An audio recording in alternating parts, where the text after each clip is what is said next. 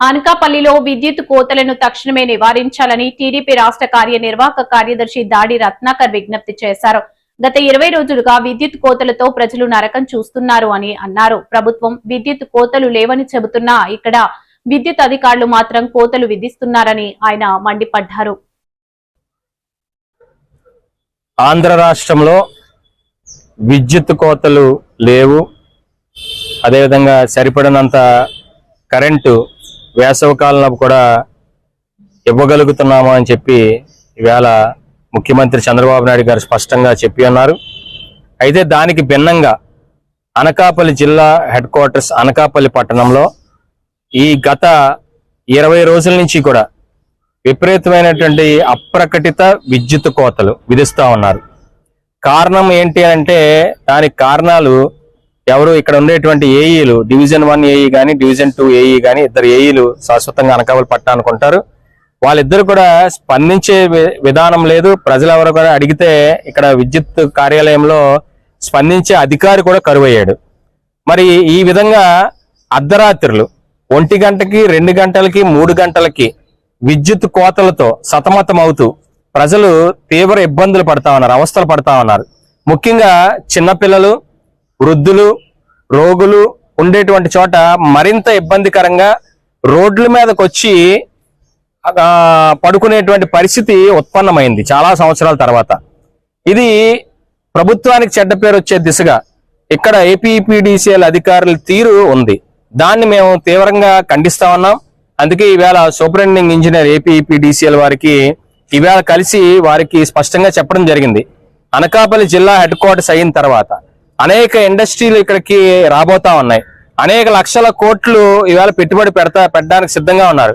మరి ఈ రకమైనటువంటి మనం సంకోచం అంటే విద్యుత్ కూడా మనం సరిగా ఇవ్వలేకపోతున్నాము అనేటువంటిది మనం కల్పిస్తే చాలా ఇబ్బందికరంగా ఉంటుంది, ప్రభుత్వానికి చెడ్డ పేరు వస్తుంది.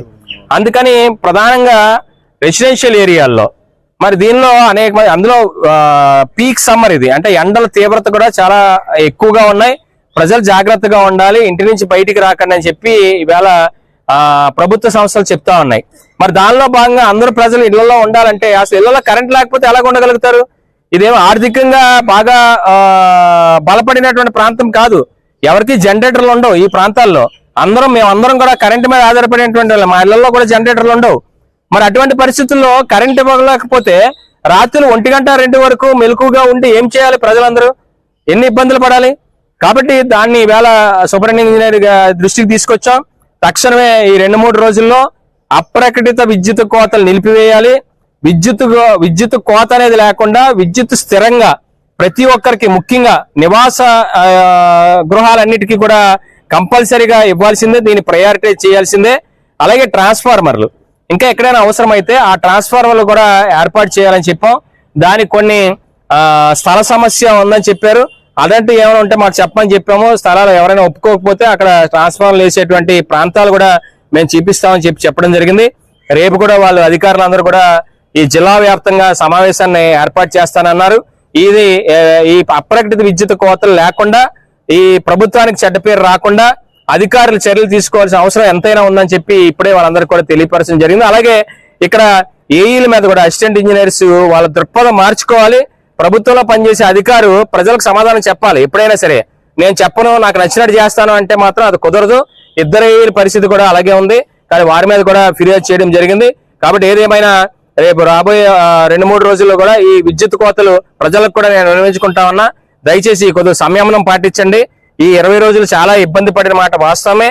ఇక ఈ 2-3 రోజుల ఈ సమస్యని శాశ్వత పరిష్కారం కింద చేసి విద్యుత్ కోతలు లేకుండా నిరవధికంగా విద్యుత్ సరఫరా చేయడానికి కూటమి ప్రభుత్వం తరపున మేము ప్రయత్నం చేస్తా ఉన్నాం.